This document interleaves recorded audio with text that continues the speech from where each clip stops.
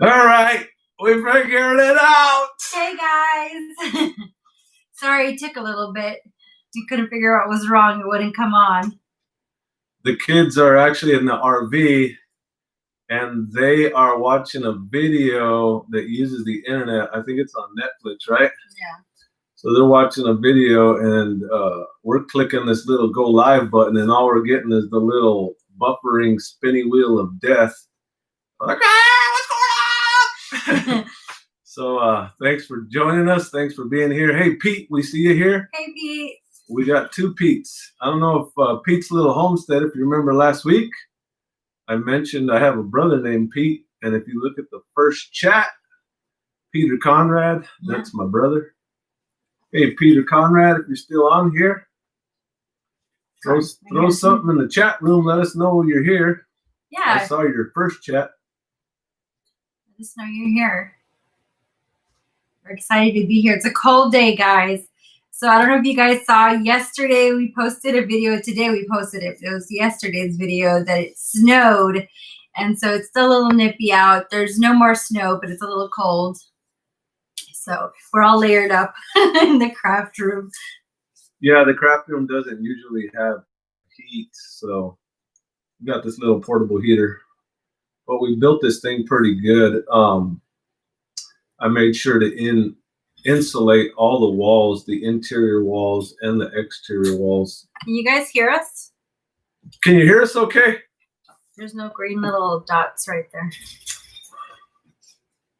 My wife says there's no green dots. Seeing that they had fun. So Pete can hear us. So thank you, Pete, from Little Pete's Homestead. He can hear us. Yay. No green dots, but apparently we're golden. That is weird. There's a thing here. Yeah. So yeah, Pete, they had so much fun yesterday. I had fun watching them and then recording them and then editing. I actually look like a crazy lady sitting there because I had my little headset on and I'm editing and I'm laughing and everyone's like, what are you laughing at? And so yeah, it was the video that I was laughing at. Yeah. So before I forget though, so my sister was asking the other day, we had our coffee cups. We had our Arizona. We were sporting Arizona. So here, Bravo, is my Washington cup. It is here in the craft room. So I drink out of these cups all the time. So she was asking after it, and there it is, my little coffee cup. Hope you're happy, Erica. Hey, I was happy with my cup. I actually need to get my Kentucky one out. Victoria and I were talking. I have a box full of the You Are Here cups when we toured the last time, and I have a little bit of surplus, and I need to start getting some more out because we've had a couple guests come over, and then I need cups, and so I need to pull those out of the box. I need to get the Kentucky one out. So yeah. Yeah, so this particular live stream, we don't have an exact topic for. So if you have something you want to talk about, feel free to chime in. We have a couple little notes that we took in case this gets kind of slow. Keto, to rhyme it up. Keto Homestead with Jess. Welcome. Good to see you. Hello, hello. Welcome. Thanks for stopping by. We appreciate it. So yeah, so we got a couple things. This week has been a busy week. So I've actually been trying to source some perennial plants. Oh, hey, Everett. Everett's here. Everett helps you with stress. I like that name, Everett. Yeah. Do you help give stress or do you help relieve stress? I hope you're relieving stress. Hello, Everett. I try. You try which one? So we've been trying to source some plants for the relieve. We've been trying to source some plants for the Hugo mounds that we're going to be building. So what was it? It's probably 2 weeks ago we talked about design layout of the property, and I kind of went through some different ideas. Actually, I'll pull that up right here. I got that little that little picture. Also, we have Go ahead. we have Angela saying that they found our channel today, and that they're also in southern Kentucky, and we're glad to find homesteaders close by. Oh, cool. So, Angela, yeah, it'd be nice to hang out. I'm really enjoying meeting other homesteaders. Like I mentioned before, I'm a bit of an introvert, but I'm actually really enjoying just kind of getting to know people. So if I get kind of weird, that's why. But we would love to hang out with you. The Anderson Homestead's here. Hello. Yeah. So actually, we're talking about other homesteaders. We met the Andersons, and I really, really enjoyed it. Yeah, so we met. I think Pete contacted us. Red Silo Homestead told Pete about us. Pete from, this is the third Pete. So Pete from Anderson Homestead, Pete Anderson, contacted me about a week before Christmas, and then we ended up going out to Pete's 2 days before Christmas. So they're a fellow Homestead channel, and they're up near Campbellsville. Last time we didn't disclose that information. Where are you located, Angela? We are about 30 miles directly east of Glasgow on the 90. And then Anna at 4 Day Homestead joined us. So hello from Wisconsin. Oh yeah, Anna. Anna, always, did I say the wrong name?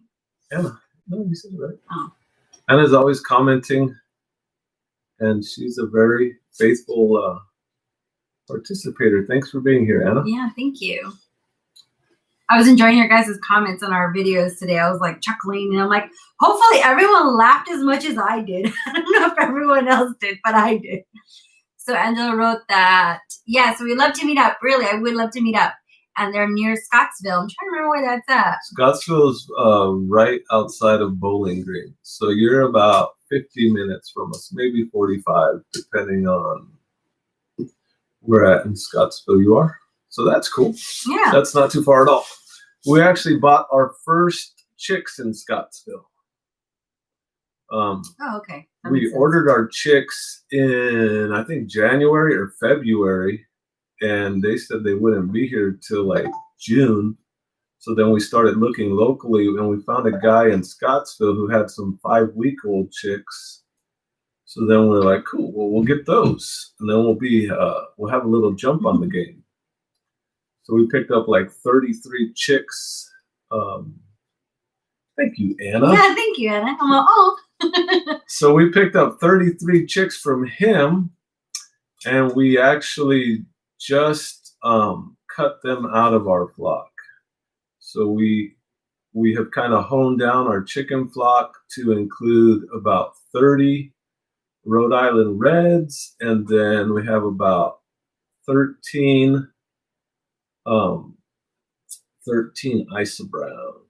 And I remember when you bought the chicks originally, I'm like, why are we purchasing these chicks if you already have these on order and you really want to hone into this flock?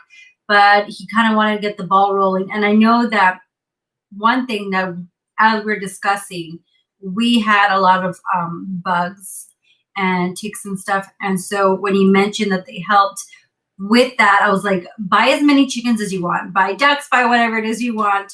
Allison's here. Hello, Allison. Hello, Allison. So actually, to quote Allison, she talked about taming the land, and as you're on it, because it was a bit wild. They had renters, but they really weren't doing a whole lot on the property. And so as we tamed the property, there wouldn't be so many. And so that's one of the reasons why we really wanted a jump on chickens. Oh, and Peter Conrad is here. Hello, Peter. Hey, Pete, brother.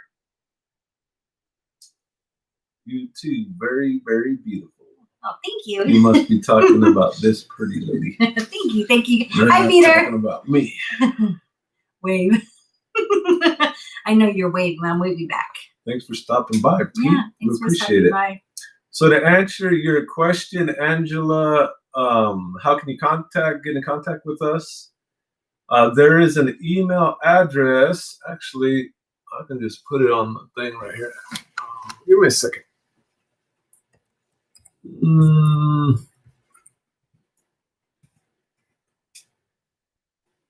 I'm typing, but nothing's coming up. So I'm going to give you my email address, and you can all send me your emails. And don't send me any weird stuff. I don't like weird stuff. So there's my email address. You can give me a send me out an email, and we'll go from there. Yeah. My name is not actually Paul Conrad, by the way. That's just my alias that I use for that email.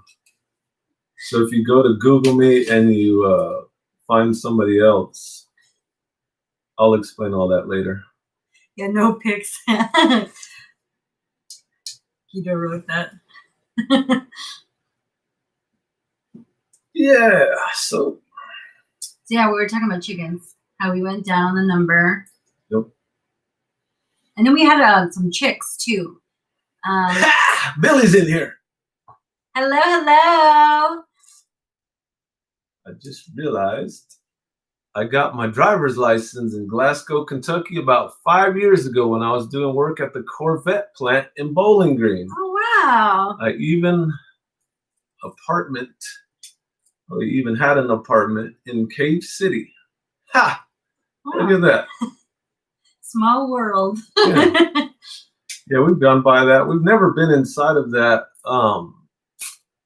Corvette plant, but we've seen it. We know exactly what you're talking about. So were you doing TI work, tenant improvement work, or were you doing a new build work, new work? Billy?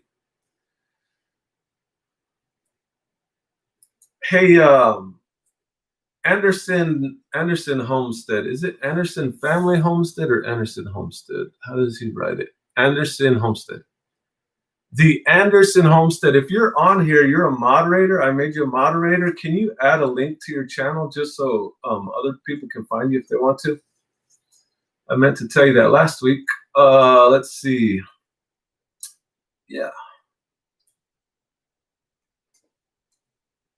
Oh, yeah.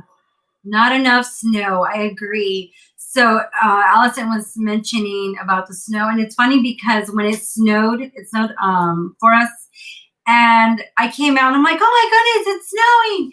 And then I was thinking of a whole bunch of things to do with the kids and pictures and ideas, and I had my brain was just going. And we went in for breakfast because it was getting late. We went in, and by the time we came out, a lot of it had already melted. And I was a little sad. The kids were sad, and we're like, we're supposed to go sledding, but we still ended up going sledding. But yeah, there definitely wasn't enough snow. And then Angela asked how long we've lived in Kentucky. So we have been in Kentucky for a little over a year now. A year and like 2 months. All right. Yep. We left Arizona in September of 2019. And our first stop was up in New York. My dad lives up in New York, so we stopped up there to pay him a visit. We were hauling around a 32-foot RV, the same one that we're currently living in. And we stayed there. Then we went to the Homesteaders of America conference. That was in October of 2019. And then actually the person that you see on there that says ex-hippie, we stayed in their front yard because they still had a little bit of hippie left in them. We were more hippie than they were. We were hippie on their property. Yeah. Hello, Ivy. They came on here. Hello, hello. And then it says, Anderson said, let me figure out real quick how to do that. So yeah, we were bumming on Allison's property, and we loved it. Like to this day, we think back and we're like, oh, do you remember when we were bums and we were, well, not bums, we were bumming on Allison's property and we were right next to each other. That was so much fun. Yeah, so we were there. They actually, the previous owner had like a designated RV slot, so it was perfect. It worked out real nice. I think we were there for a couple months, and then we kept finding property in the southern part of Kentucky. So instead of driving 2 hours and trying to meet up with real estate agents, and then coming back and doing all that, we decided to stay in a campground, an RV. What would you call it? RV park. Mm-hmm. And it was actually in Cave City. Perma Pastures just mentioned Cave City. There's a little RV park there, a real nice one. Do you remember what it was called? I don't. I remember the lady was really nice. She had like movies and books for rent and stuff that if you were there. Yeah, it was cool because the host was right on site. The owner operators were right there on site. They're really neat people. I mean, we probably sat down and talked with them a couple hours at a time. Well, That's not actually 2 hours, but maybe a couple times for about an hour each. But when we were staying at that campground is actually when we found this property, and we looked at a whole lot of properties. We probably looked at 25 properties in Southern Kentucky before we found this one. So then we put in an offer on it, probably about 3 weeks before Thanksgiving, and then we closed like right around Thanksgiving, like the day or two after Thanksgiving. And then we had to do a big haul from Tucson, bring all of our stuff. Yep, Peter Conrad, you jumped into the middle of a bunch of homesteaders. This is what homesteaders do. They find their other tribe members. And here we are having a little powwow. Yeah. So Perma Pasture says it was a total rebuild of the production line. So I was actually thinking of the Corvette Museum. I wasn't thinking of the Corvette manufacturing plant. So that would probably be a pretty cool place to work, in the Corvette production line. Yeah.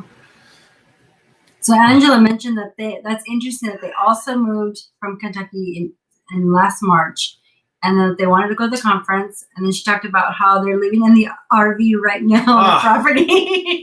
Like, wow, that's crazy. We have so many similarities. Yeah, well, you work on your house. So our house is kind of postponed. The Anderson Homestead stayed with us. They came the day before New Year's this year. What was that, 3 weeks ago, 2 weeks ago?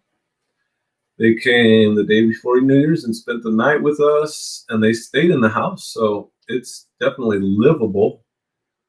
We just didn't want to be living in it while we were doing construction on it. And we've done that before. And I personally don't enjoy it. There's tools and there's dirt and there's dust, and it's just hard to live that way. Yeah, it's easier to have the workspace, and the living space. So we're not going to move into it just yet, as much as we'd like to. And I'm comfortable in the RV. I am. I think the only thing that I don't like about the RV is the weather. Like, it's cold outside, and so it's like, I feel that it's not like in a house. You have a thermostat that you set it, and then it just kind of regulates to that temperature. We have floor heaters right now, and I have to like get up if it gets too hot or if it gets too cold and just adjust it.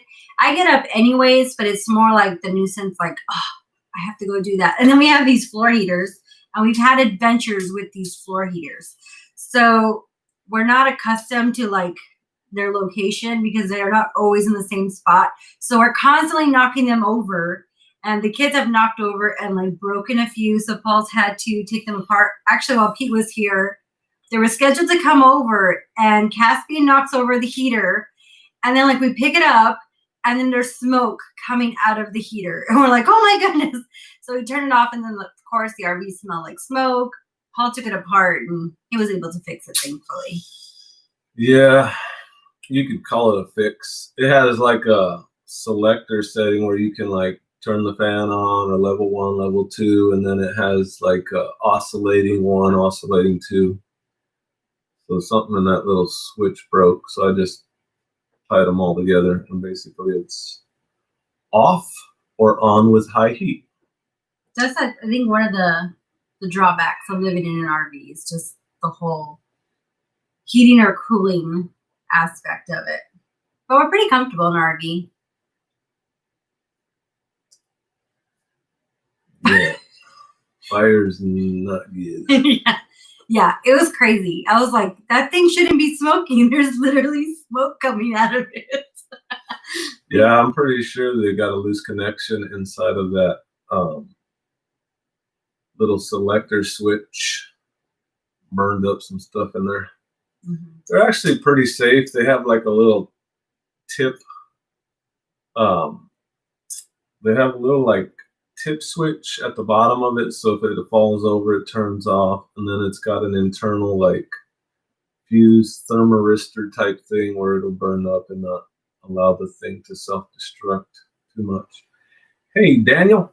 Hello, Daniel. Copperhead Road Homestead. And Pete was saying he was comfortable, so I'm glad to hear that, Pete. You guys were comfortable in the guest bedroom. So we were actually talking. Sorry. No, I'm sorry. Go ahead. Sorry about that. No. We're actually talking about doing some work trade agreements. I don't know if that's what you call it, with the Anderson Homestead. They're about an hour and 20 minutes from us. So the Andersons, if you haven't checked out their channel, they put a link in the chats just a little bit up there. But the Andersons, they started out very similarly to ourselves and Angela.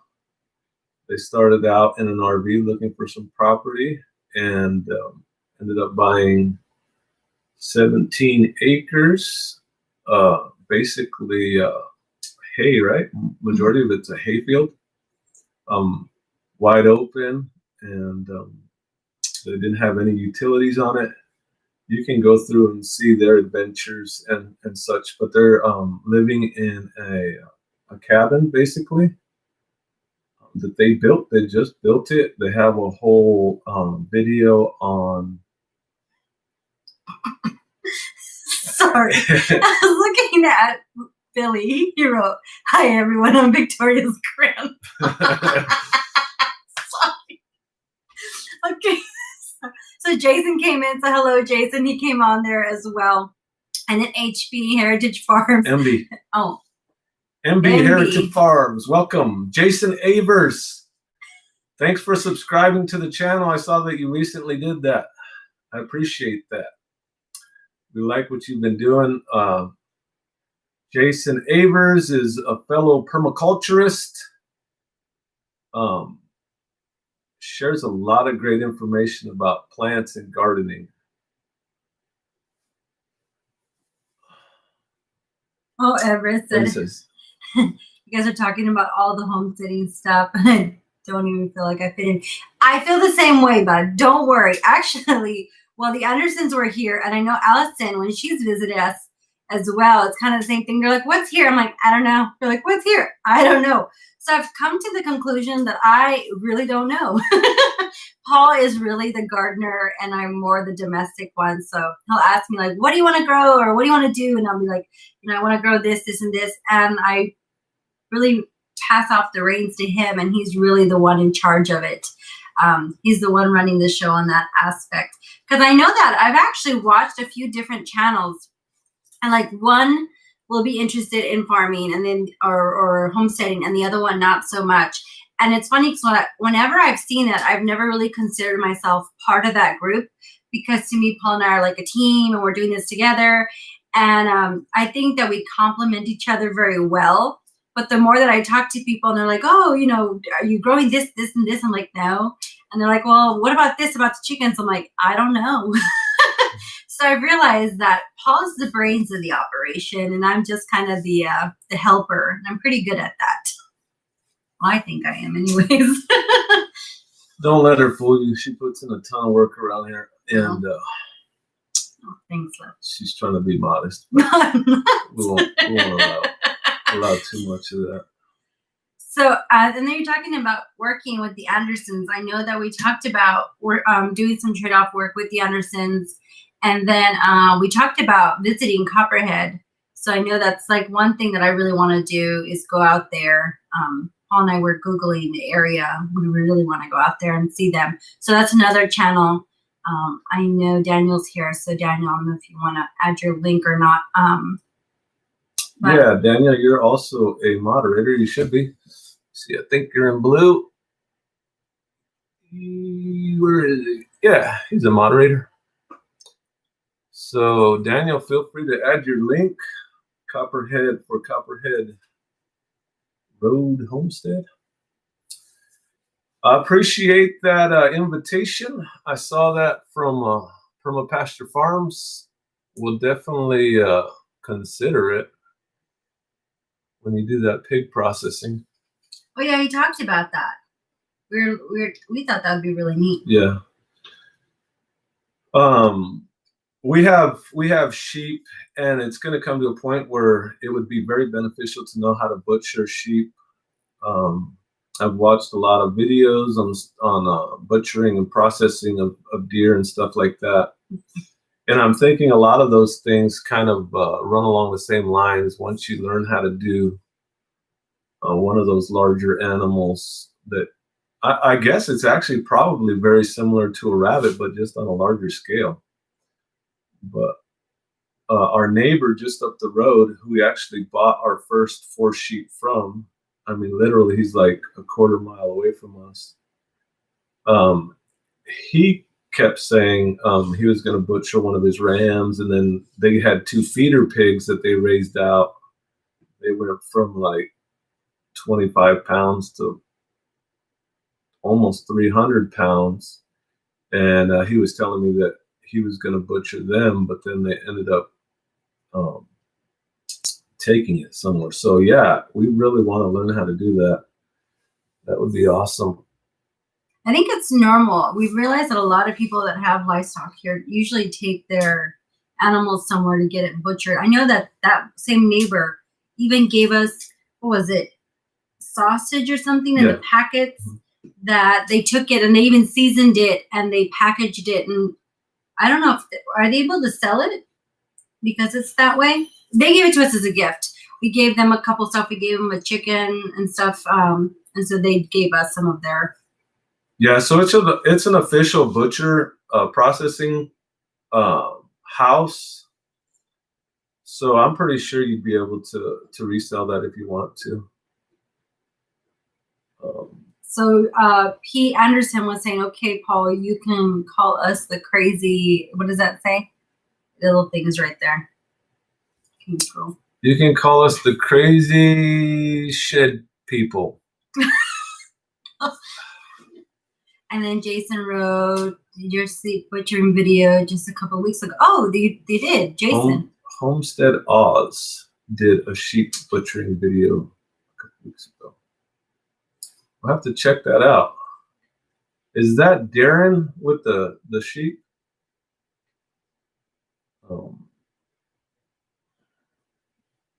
Is it Lola J? Is that what it says? And then Red Silo. They came in. Hello, hello. Hello, Red Silo. So Red Silo is also in Kentucky. Red Silo is actually the one that connected us with the Anderson homestead. Thanks, Red Silo. Yeah, you said you finally caught us on live. Yay! Yeah, thanks for stopping by. Yeah, thanks. Did you shout out or say hello to Lola J? I think so. The panda will knock you out, bro. There you go. Look out for the panda. Lola J is threatening. This is we order boilers with so we can. We're processing our own. So that was from Angela. So they said that they ordered. So what is it they're processing? Did I miss that? The meat birds. Oh. Broilers. Yeah, so we actually, Angela, I don't know if you've gone back and looked at any of our videos. We actually ran 3 chicken tractors that we built this year. And we purchased 60 of the Cornish cross meat birds. We got those from Cackle Hatchery the first week of June. And we raised those out. And then at about 12 weeks, we butchered or processed about 40 of them. We kind of did them in batches. The first batch, I think we only did like 6 or 7 because we were trying to figure it out. And then the next one we did like 10, and then the next one we did like 20 something. So we processed about 40 of our own birds. We have about probably about 25 of them still left in the freezer. We've been eating them. They're really good. We have a few rogue ones too. Yeah, so actually we have 4 of them. 4 of the Cornish crosses are with the Rhode Island Reds, and they actually got put there because that was like their safety cell, because they were getting beat up in the chicken tractors, and that actually turned out to be their ticket to freedom, temporarily anyways. So we have 4 remaining. I kind of wanted to save them to see how they would, I've never had like full-size Cornish crosses. One thing, and my dad can attest to this because I was showing him when he was here, the Cornish crosses, they have, their legs are like twice as big as any of the egg layers. And those guys have like built-in tillers. So I'm really observing these guys closely. Whenever I go digging around with the hay fork, like I'll turn over, hey, Nap, I'm not sure how you say that, Nappy Goat Farm, welcome to the live stream. Yeah. So whenever we take the hay fork out and we're turning over the compost and the bedding in the chicken area, those meat birds are right on top of it. Like literally, you have to push them out of the way. They're like super focused. Like the egg birds, the Rhode Island Reds and the Isa Browns, they'll come in and they'll look and they'll be like, oh, all right, But the meat birds, they'll get in there and they're scratching and they're looking and you literally have to push them out of the way. So I really like their characteristics. They have a lot more of a foraging, how would you call it? Characteristics. Yeah, and then Jason, a lot more wild. Yeah, Jason talked about roasting chickens. Yes, that's one thing that's been really nice. We've had a lot of soup, and it's nice because it's wintertime, and so we've been having a lot of soup. We've been having some tortilla soup and a few different stuff I've been doing with them. So that's been really nice. So that's one of the reasons why they're still able to be little rogues over there. Because I know that when Pete Anderson did the video, you see all these like Rhode Island Reds, and then you see these meat birds. You're like, what are they doing in there? That's what they're doing in there. Yeah, they're doing just fine in there. I mean, yeah, it's kind of experimental, and they're not hurting anything. Somebody said something here. Oh, Pete, my brother Pete. Since there's 3 Petes, Pete and Repeat fell off a boat. That reminds me of that joke. So, Pete, my brother Pete, Peter Conrad, when you come over, if you come over this year, you're going to have my wife make you some tortilla soup. I know you're a big fan of tortilla soup, and we'll have to make you some with our homegrown chickens. I'm telling you, there's something about them, and they come out really good. Are y'all going to do meat birds this year? So we'll probably plan on doing probably 20 to 25 meat birds just for ourselves. And then if we find that people want to order some meat birds, then we'll definitely grow them out for them. But we're not going to grow them out as a, as just as prospective sales. So we're kind of testing the market right now. There's a channel actually that Permapastures Farm told me about, that I believe it's called Wild Meat, but basically it is a website that promotes places that sell organic pasture raised type meats. So if we find an avenue to sell them, yes, we will definitely be growing them out. We still have those 3 chicken tractors. I wouldn't mind building a couple more. It's a neat system. We've already noticed a huge improvement on our property because not only are we growing out the chickens, at the same time we're fertilizing the property. So every time we feed them, we're also feeding the ground. Oh, Allison was asking how much are you charging for the chickens because she has some people. So we're charging $3.25 a pound, $3.25. So the going rate on these birds is like $3.50 to $4 from what I've researched, but we're selling them for $3.25. That would still make it profitable for us, and I think that makes us competitive in the market. I think it's a really good product. If you guys aren't familiar with it, I'll just kind of give you a rundown on the pasture-raised poultry or chickens that are raised in a chicken tractor. The idea is our chicken tractors are built 9 by 9 by 2 feet high. So what we do is we put 30 birds in there, and then we move them twice a day. So these birds are not sitting on their own waste. From 2 weeks of age, they get put out in the open air, so they don't get any antibiotics. You might say, oh, why are you saying that? Because a lot of the big poultry houses, they have to give these birds a ton of antibiotics and different things to boost their immune system, just to keep these birds alive, because they're sitting on their own waste and they're so highly populated in these chicken houses for such a long period of time. So they're breathing in that manure dust, and they end up having a lot of respiratory issues and stuff like that. So these are clean meat birds, and we raise them. We give them a good life. You know, we feed them well. They're out in the open air. They're out in the sunlight. So we're putting them on new grass twice a day, which means that they're getting fresh greens, they're getting fresh grass to eat, which boosts their immunity, boosts their health. And I believe it's a really good product. So that's just kind of a little rundown on them.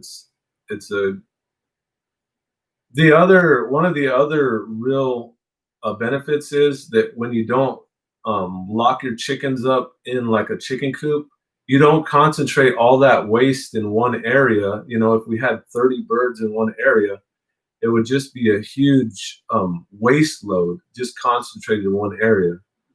So, you know, we don't have to clean up after them. We just keep moving that chicken tractor.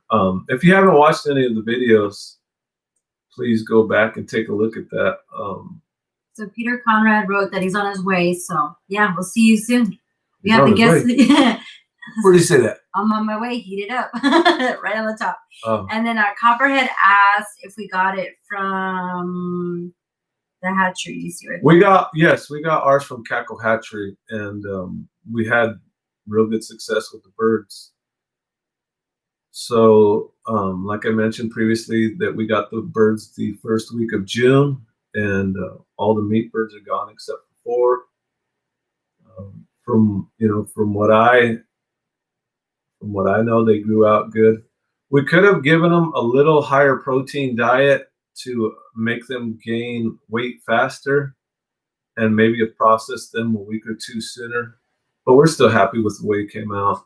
It was a learning process too. Like there's just like other stuff that was kind of for. I know they talked about processing, and he's like, well, I want to process the chickens. And then he really wanted to do research and then order some stuff. And so it kind of delayed us because he wanted to make sure that we didn't just plow into it and mess things up, but we actually did it correctly. Yeah. So that was something.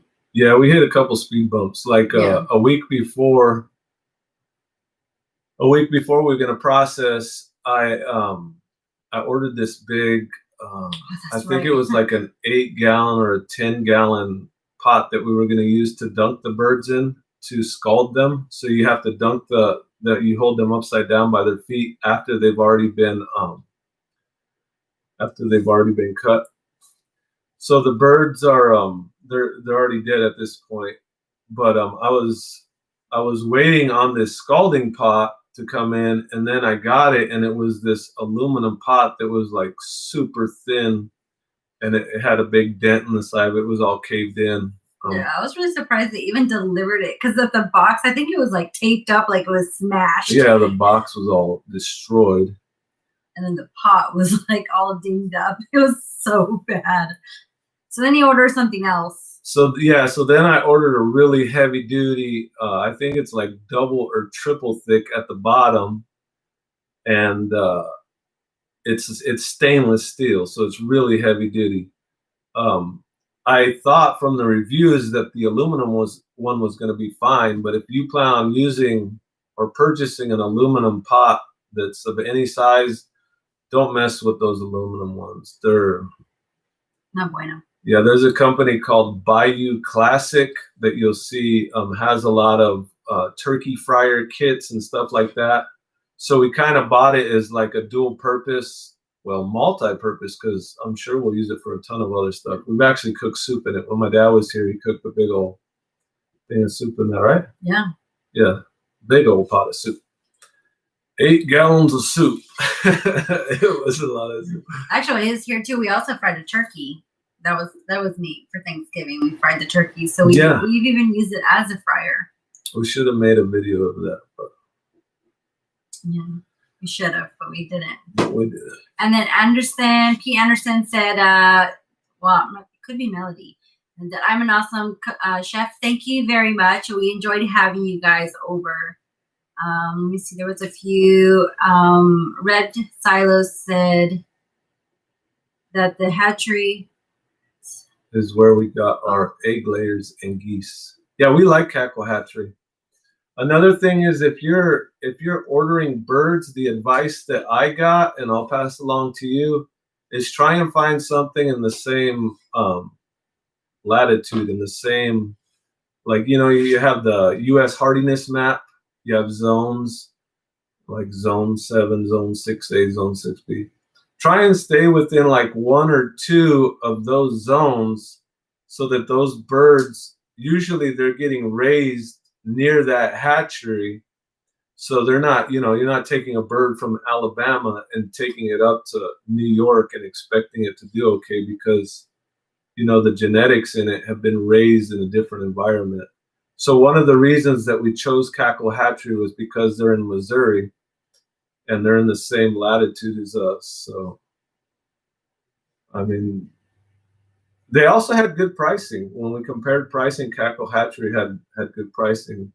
So when we got our meat birds and our egg layers, we also got 2 geese, and we got well, I told you about the Rhode Island Reds already. So we also have the geese. Oh, I was going to mention the ducks.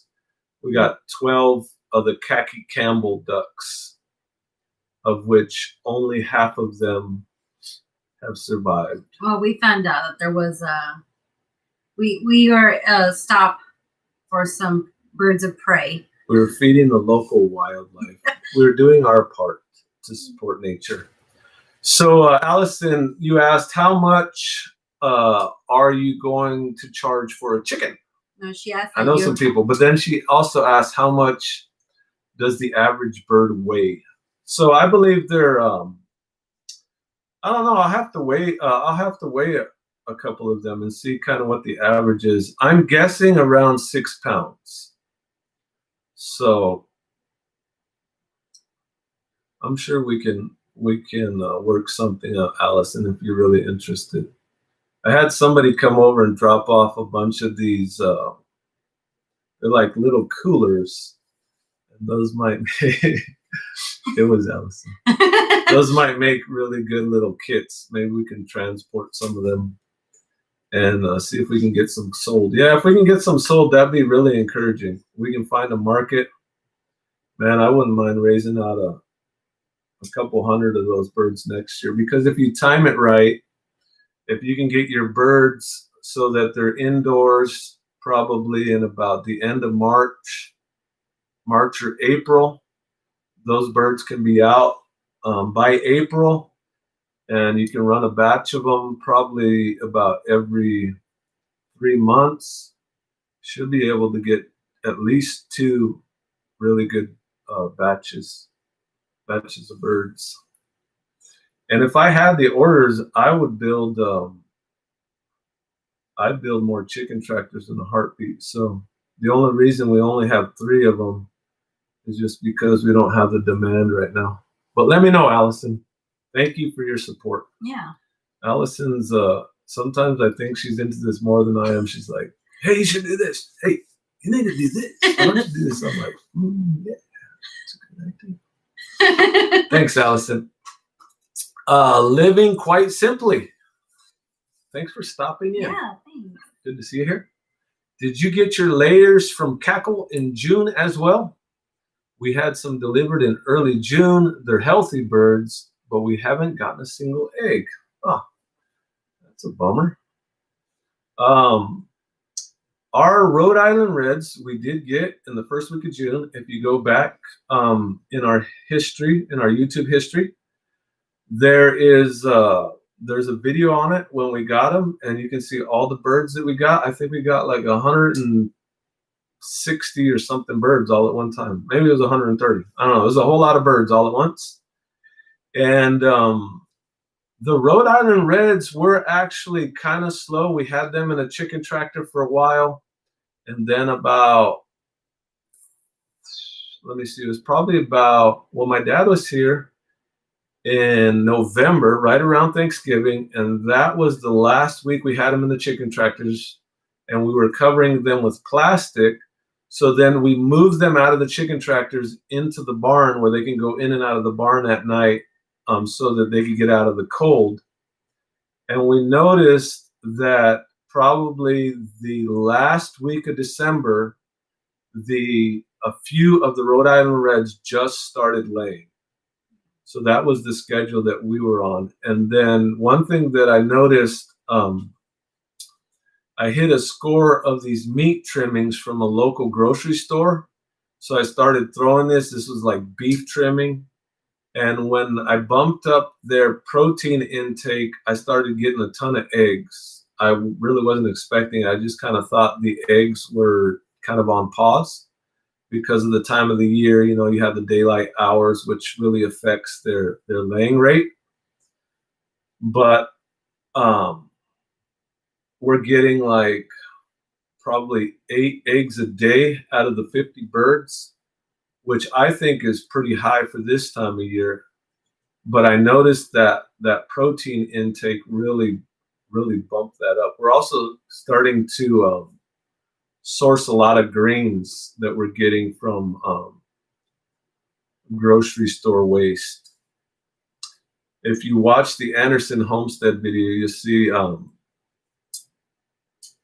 the video where they actually came over for New Year's. They did a tour of our property, a really good tour of our property.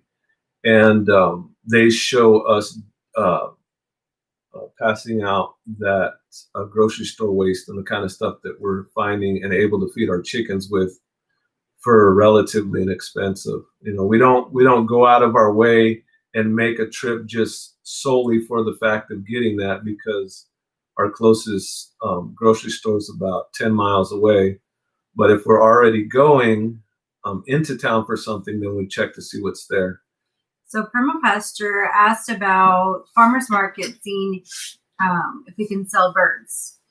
Yeah, so we looked into the farmers market that's near us. I know people at my job would buy some. They're thinking $18.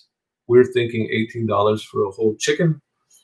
Yeah, that's about right. I know that sounds high, but that's about the going rate of that.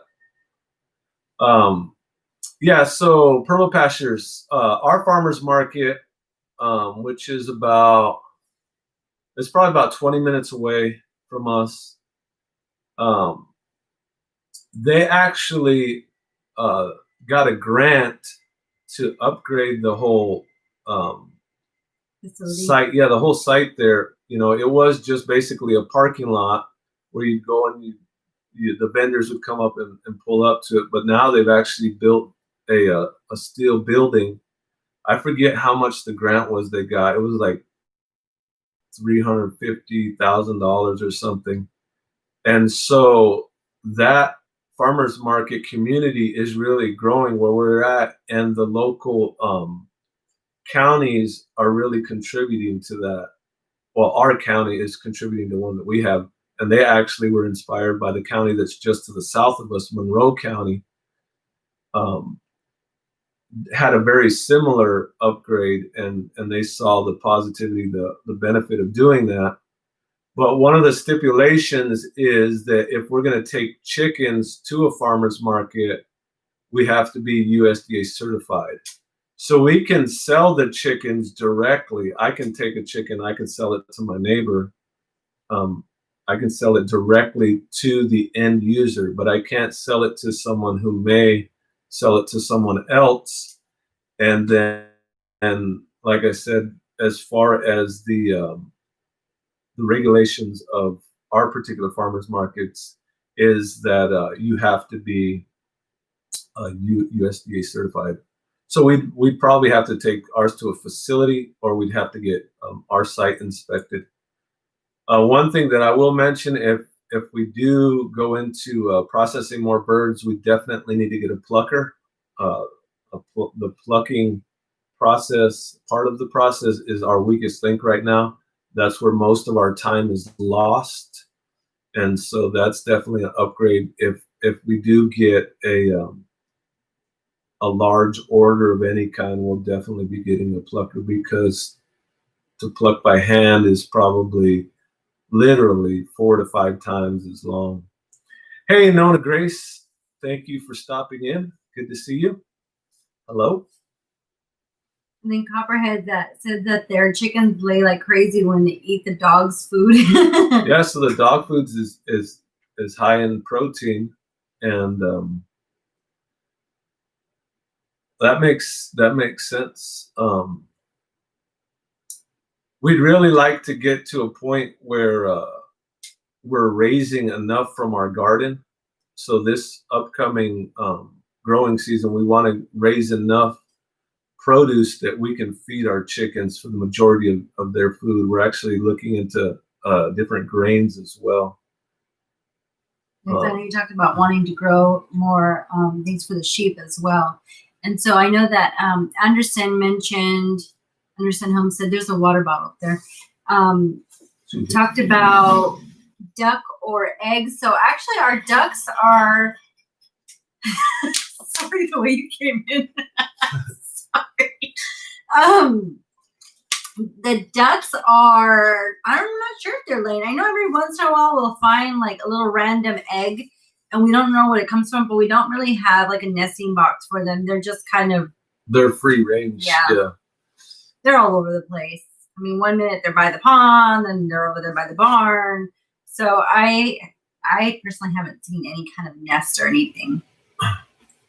Before I forget, if you will, before you leave or on your way out, please hit the like button for us.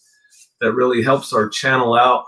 That tells YouTube that people like the channel, that people are participating and interactive. I do appreciate it.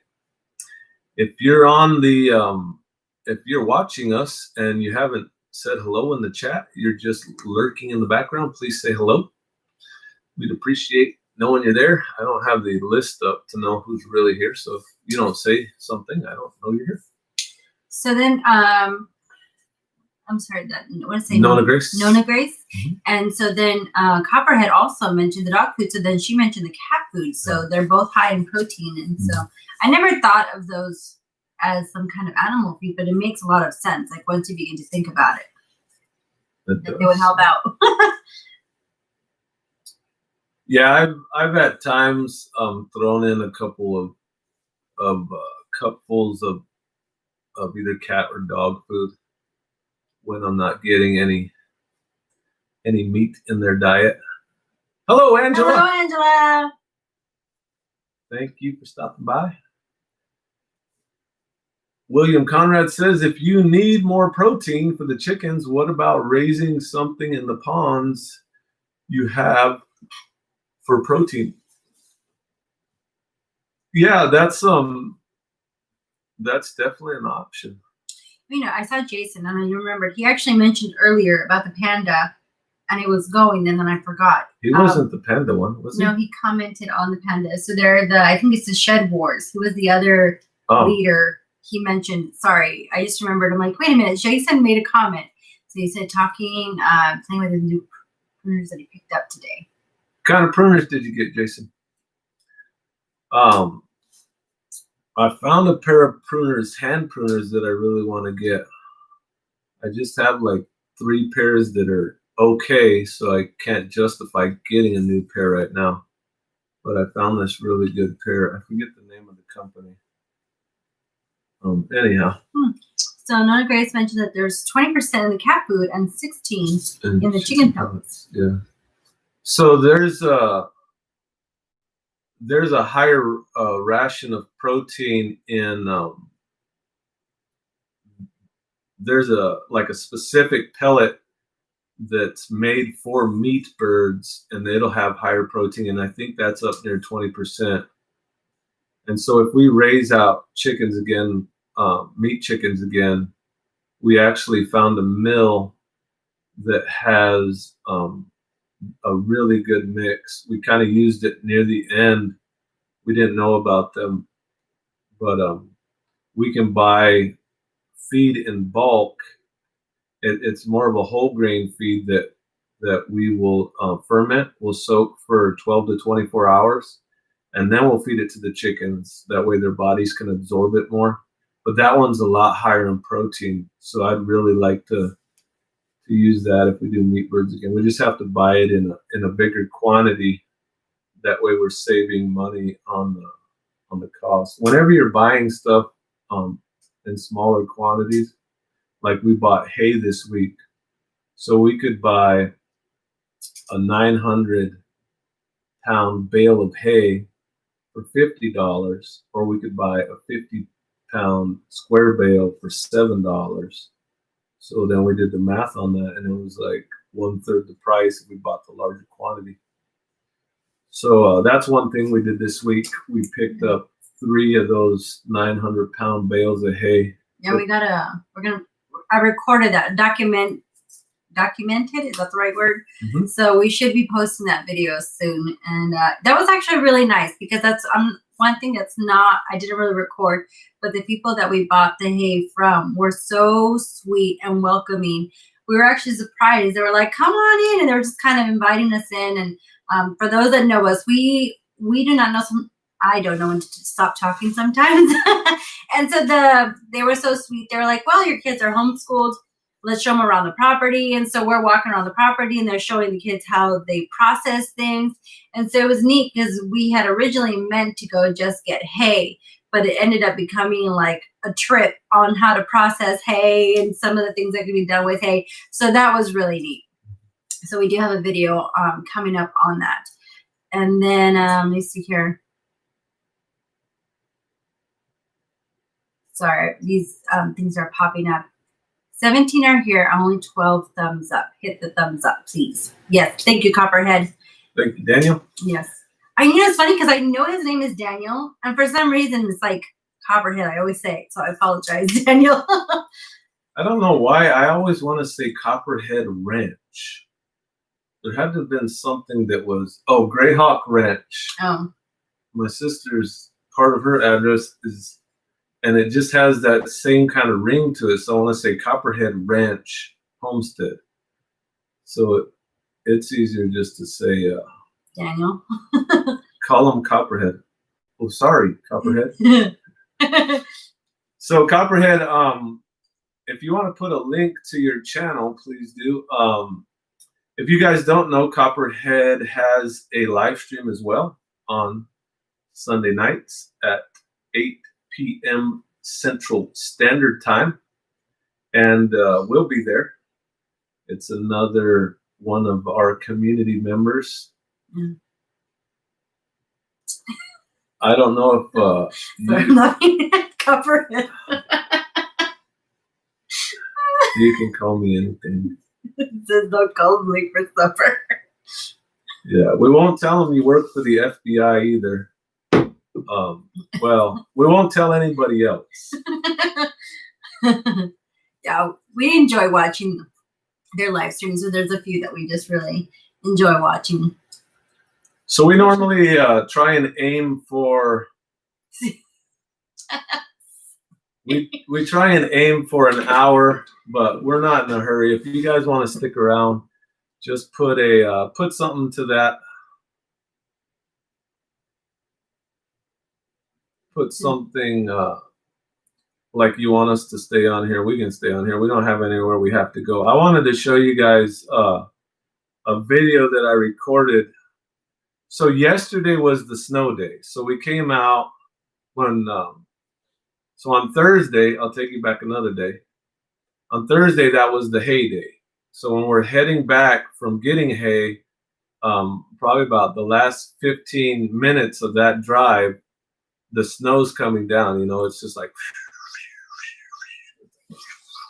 Yeah, it was like Star Trek. You're driving through it, and it actually, we've learned that you don't want to put your brights on, because when you put your brights on, it like illuminates all those snowflakes and it like blinds you. So we're driving through the snow and we're thinking, okay, you know, it's going to be, there might be some snow in the morning. So let's see how yesterday we came out and there was snow everywhere. But the day before it was 40 degrees out. And I was like, you know what? I'm going to do a little tour. So I got this selfie stick. And I wasn't thinking, and the selfie stick has a little thing you put in your headphone jack, and so that you can activate for photos. But I wasn't thinking about it, and I plugged that in, and I started the video, and I just started going. But unfortunately, this is how it came out. You guys hear that? So I recorded this whole video. I went out. I was showing the sheep, showing our new sheepdog, showing you guys the sheep shade, giving you some little tricks that we do when we're hooking up the electric fence to permanent fencing and how we tie that in.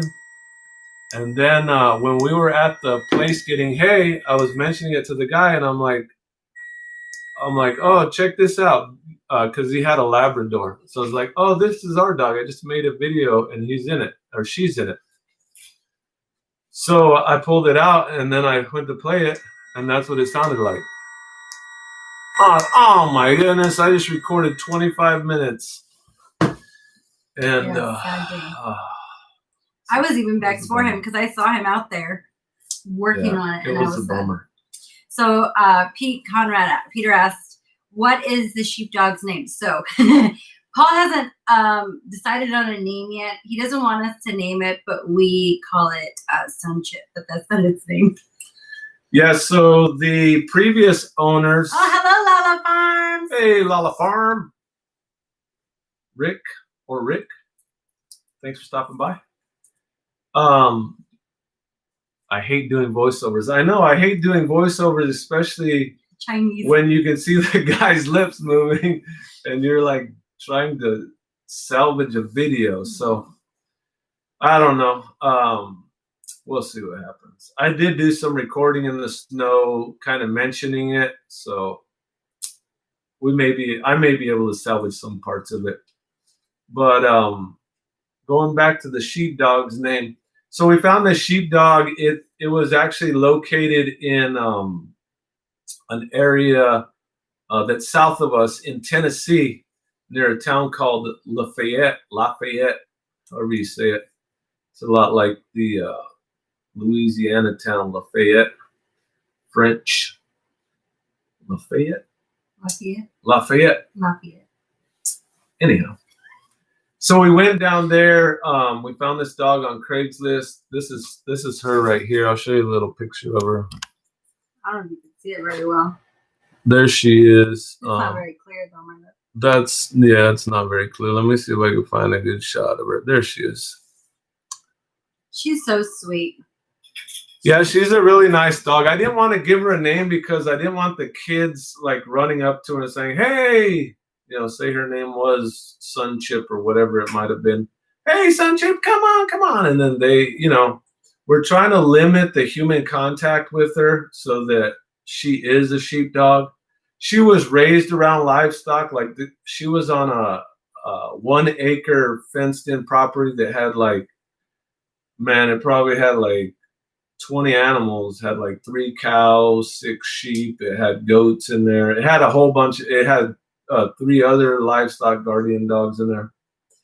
So the dog was used to being with the livestock. So I wanted to make sure that, we didn't ruin her, because eventually the plan is, if we try to go larger scale on the sheep, like if we try and get up into the hundreds of sheep and lease some property, we want to take her and take her pups and her offspring and have them be the guardians for that flock of sheep.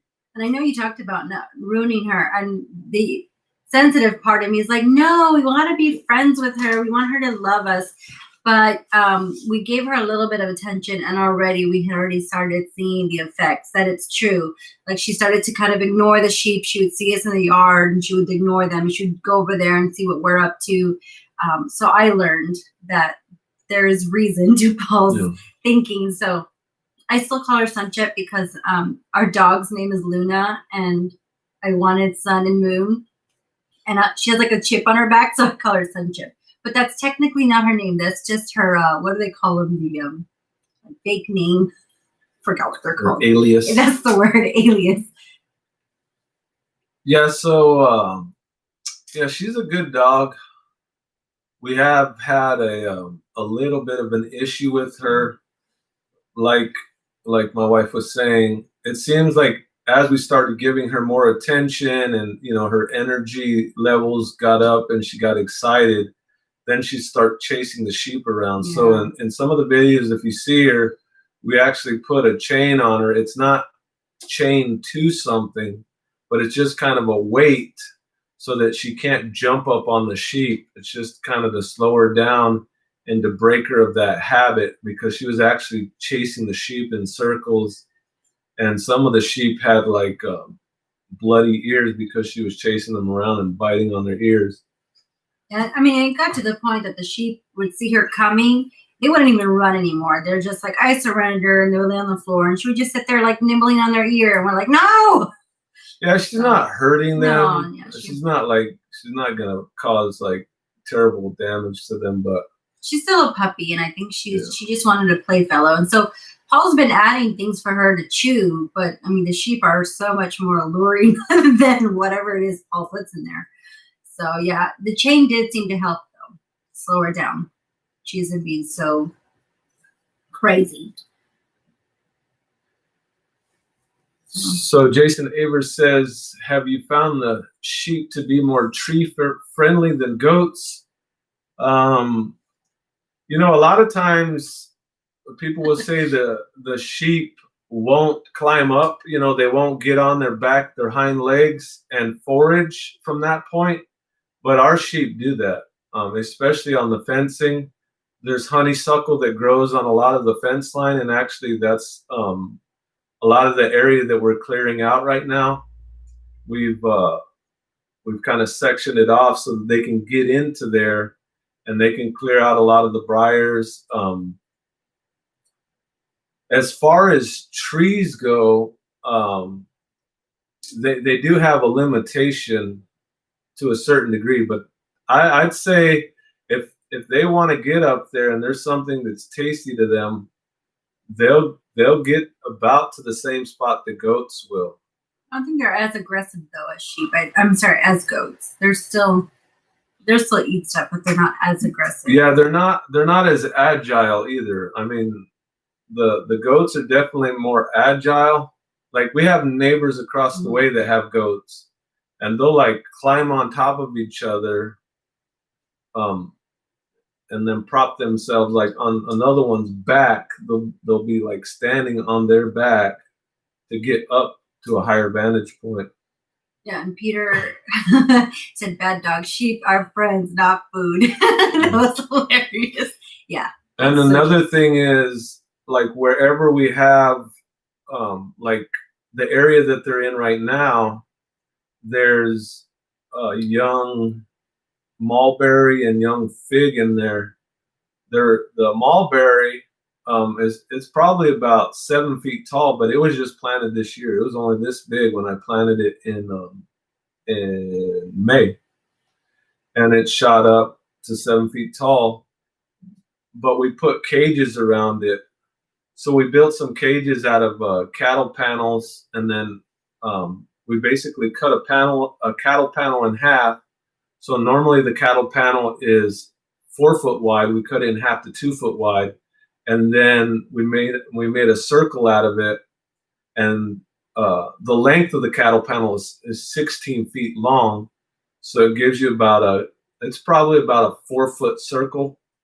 You can do pi r squared or whatever that happens to be, circumference calculation or whatever it might be. But to answer your question, any of the lower limbs that they could get to on that mulberry, they've already chewed off. So they kind of reached into there. I've been doing some pruning on some of the peach trees. There's peach trees that we have that are probably 15 to 20 years old. And anything that I cut off those peach trees that are from last year's growth, they eat that up. So there's minerals that their body is craving in that. Jason, I'll have to do a video on that mulberry. It's an ever-bearing mulberry. It's like a bush variety. It's not a very tall one. Yeah, so Hernandez came in here. So hello, welcome. Hello, Mr. and Mrs. Hernandez. Yeah. We should actually start logging off pretty soon here, my love. Yeah, so we'll close this out here in a couple minutes. Does anybody else have any other questions or comments? We do want to make sure that we give you a concerted thank you very much for spending some time with us. We do really appreciate your support. It encourages us to do this, to put out content on YouTube, to do the live stream, to interact. We enjoy interacting with other people's live streams. You know, a lot of the people that are on here, Lala Farms, Jason Avers, Copperhead, these guys all do live streams. We go to and we share information. They share information with us. We really benefit from that. So thank you guys for supporting us, supporting each other. Red Silo, good to see you on here as well. I believe they talked about doing a live stream as well. I know that they just put up a like a new format where they kind of scheduled their videos for different days of the week. I haven't memorized that yet. But if you do have a live stream, Red Silo Homestead, feel free to mention that on here. Yeah, and so Allison mentioned that it was like hanging out. Yes, I'm really enjoying the live streams. I was really dreading it, and now that we've been doing it, I kind of look forward to, because I do enjoy seeing your guys' comments.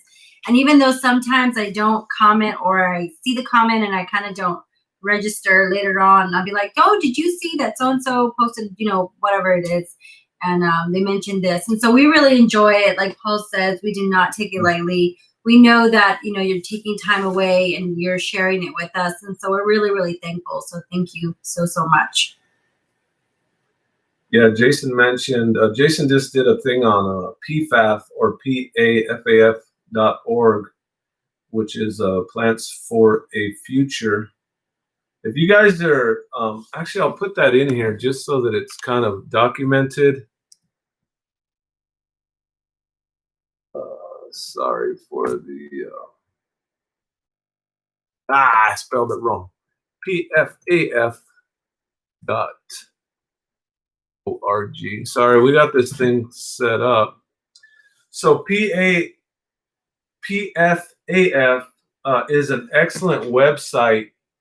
Like I said, it stands for Plants for a Future. If you're looking like for something that grows in your zone, you know, instead of wasting your time and finding something that grows in a tropical region, when you're in a different region.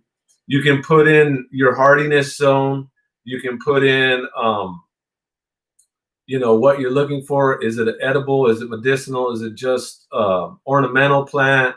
Is it a tree, a bush? You can really narrow it down to what you may be looking for. Like say you're looking for a variety of peach that grows in your grow zone in zone 6A, 6B. Then you can type in that information and you're going to get information that is pertinent to your area. So it's a very good resource. Jason Avers, that you'll see in the chat, just did a very good live stream going through stuff that grows in, I believe it was zone 7 through 9 or 5 through 7. Anyways, I really got a lot of information out of it because he was talking about our growth zone, and that's the kind of stuff I dig. So Jason Avers says, I picked up some Play-Doh for Wednesday's live. I'll use it to demonstrate swales and key lines. Yeah, that's kind of where we're at right now, Jason. We're really focusing on landform, and we're trying to figure out ways to hold water retention. We'd like to put a pond up pretty high on our property. I don't have my little thing here, so actually I'll just bring this out real quick. My wife keeps nudging me to go. Yeah, stop talking. But I refuse to leave. If you guys want to stay, this is what we do. Okay, hang on a second. So this is our barn, and this circle right here it's kind of a knob. So this is the highest point in our property. So we want to put a pond in this area. That's what this circle is, so that we can water everything downhill from here. You can see these are actually 2 other ponds that are lower on the property. But from this point to the top of here, the drop in elevation is probably about 30 or 40 feet from the top of this hill to the bottom of this pond. So in order to get that water anywhere up here, we'd have to pump it. But if we could put some swales or key lines in here, and then over here, around here, there's actually more property right here. This is obviously not to scale, but between this tobacco barn and the road, there's probably about, I'm guessing, 200 feet between here and here. So if we can collect water and route it this way, and then pull water from here and route it this way. Yeah. That's what we're working on. So yeah, Jason, we're looking forward to your thing live on Wednesday. That would be really helpful for us. One question that I would have for you, Jason, is so when you put in those swales or those earthworks, how much mechanical equipment is required for that? We'd like to do as much of it by hand, not just because it's the eco-friendly, all that, which we're all for, but mainly because of cost. What can we do? We watch Edible Acres, as I know you do as well, but Edible Acres does a ton of stuff by hand. He did have his neighbor do a recent pond project, and they brought in a big excavator to do a huge pond. And I understand that part of it, but what other kind of earthworks can we do?